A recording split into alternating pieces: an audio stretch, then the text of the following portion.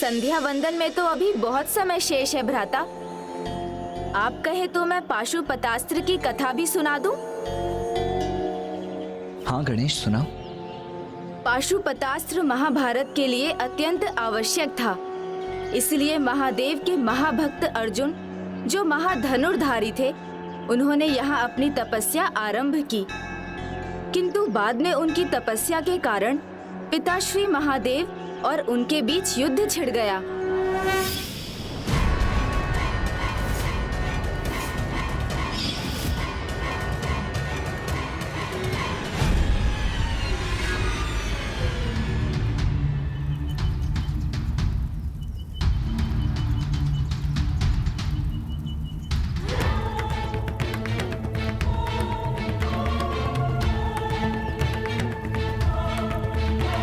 देव ऋषि का विश्व शांति के लिए यज्ञ जितना विशाल होगा, चुनौती भी उतनी विशाल होगी उस बालक कार्तिकेय के सामने।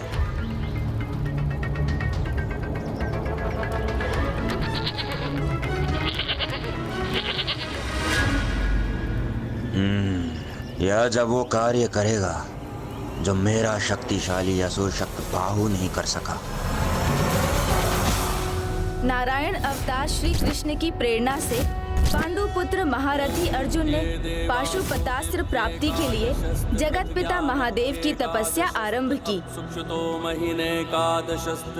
तनोति धर्मम विधुनोति कल्मषम हिनस्ति दुखम विदधाति सन्मदम चिनोति सत्वम विनिहन्ति तामसम तपो अथवा किम ना करोति देहिनाम। अर्थात तप धर्म का विस्तार ही नहीं करता, अपितु दुख का विनाश भी करता है, साथ ही अस्मिता भी देता है और सत्व का संचय करता है। तब से सब कुछ संभव है। उसी प्रकार महारथी अर्जुन की तपस्या के चरम ने असंभव को संभव किया। उनके जाप से कैलाश ही नहीं, महादेव भी अछूते नहीं रहे।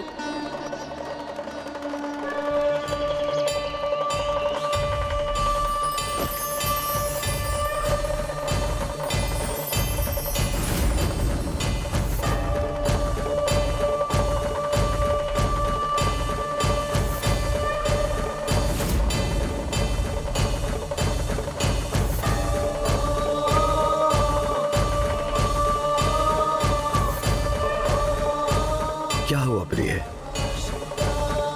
आप किन विचारों में मग्न हैं? स्वामी, अपार शक्ति के साथ अपार दायित्व भी निभाना पड़ता है। अपने तप के फल स्वरूप महारथी अर्जुन को पशुपतास्त्र प्राप्त होगा, किंतु स्वामी, क्या महान धनुर्धारी अर्जुन सदा इसका प्रयोग अपनी बुद्धिमानी से और न्याय के लिए ही करेंगे? ये तो हमें तभी ज्ञात होगा देवी, जब अर्जुन की परीक्षा होगी।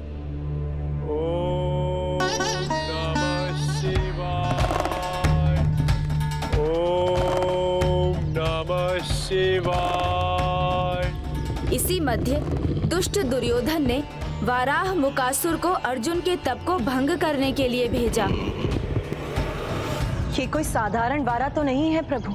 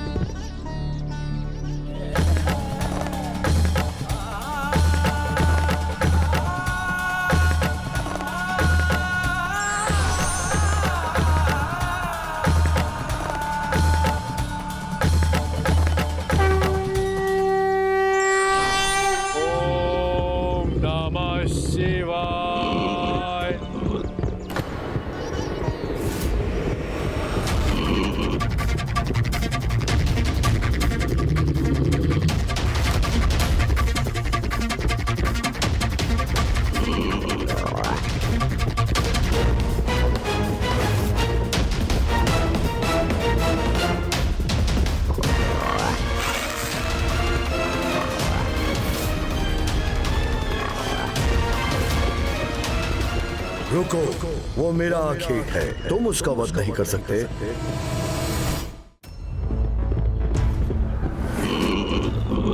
योद्धा का अस्त्र एक बार उड़ गया तो बिना वार के नहीं झुक सकता।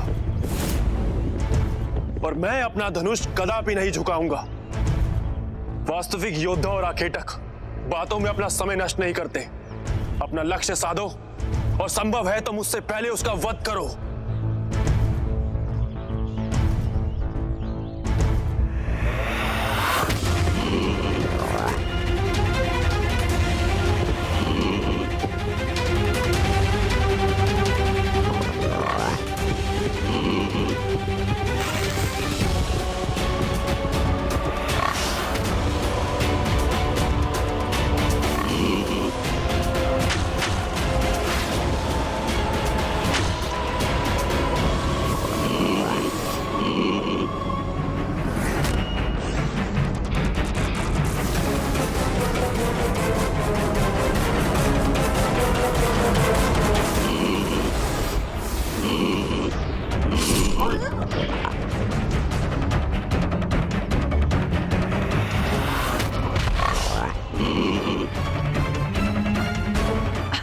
आपका लक्ष्य तो अति उत्तम था स्वामी। एक ही बार में आपने इतने विशाल और भयंकर वारा का आखेट कर दिया।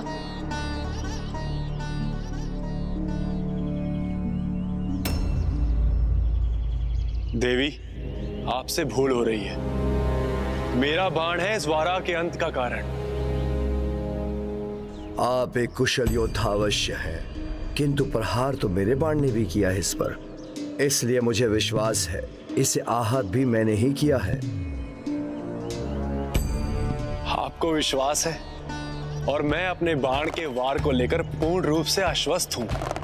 जब दोनों बाणों ने एक ही समय पर इस पर आघात किया है, तब तो ये मृतवारा ही बता सकता है कि इसके प्राण पखेरु किसके आघात से निकले हैं। जो आखेट करते हैं उन्हें भली भांति ज्ञात होता है कि आखेट होने वाला जीव उनके ही बाण से मृत्यु को प्राप्त हुआ है। किंतु तुम तो ठहरे एक तपस्वी, तुम्हें भला कौन श्रेष्ठ धनुर्धारी मानेगा और कौन स्वीकार करेगा कि तुम्हारा बाण ही सफल हुआ है? उचित कहा तुमने। बिना प्रमाण के कौन स्वीकार करेगा? इसीलिए मैं तुम्हें चुनौती देता हूं। आओ, युद्ध करो मुझसे और प्रमाणित करो कि तुम्हारा कौशल और तुम्हारे बाणों की शक्ति मुझसे श्रेष्ठ है। और जो भी इस युद्ध में विजय प्राप्त करेगा, आखेट भी उसी का प्रमाणित होगा। उचित है।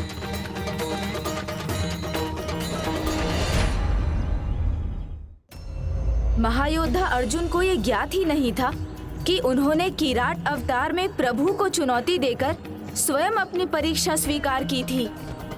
मेरे साधारण बाण ही तुम्हें पराजित करने के लिए पर्याप्त है।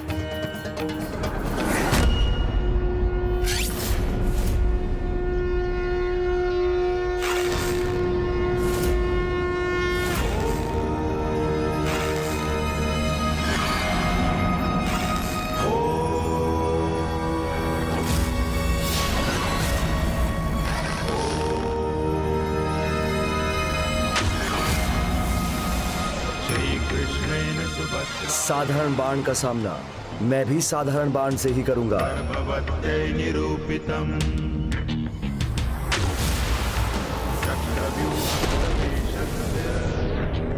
एक साधारण आखेटक के बाण में इतना सामर्थ्य।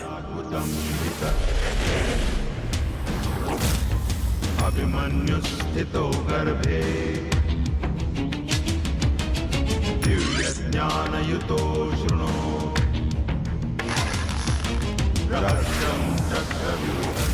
मेरे धातु बाण को इसका बाण नहीं रोक सकेगा। संपूर्णम न सज्ञातवान्।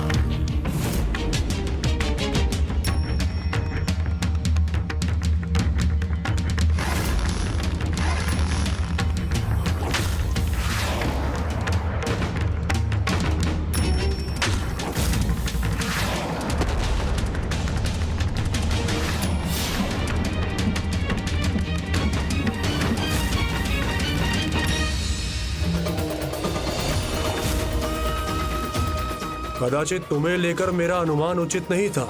श्रेष्ठ धनुर्धारी हो तुम। तो लो, अब मेरे परम शक्तिशाली बाणों का सामना करो। मैं प्रस्तुत हूं। उचित है।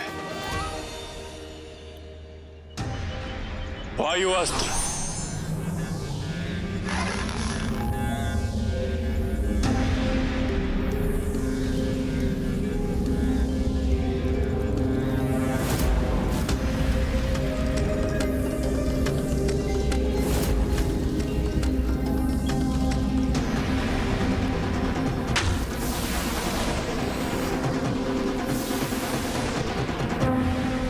अर्जुन का युद्ध कौशल, उसका सामर्थ्य अति उत्तम है, किंतु उसकी परीक्षा विशेष है।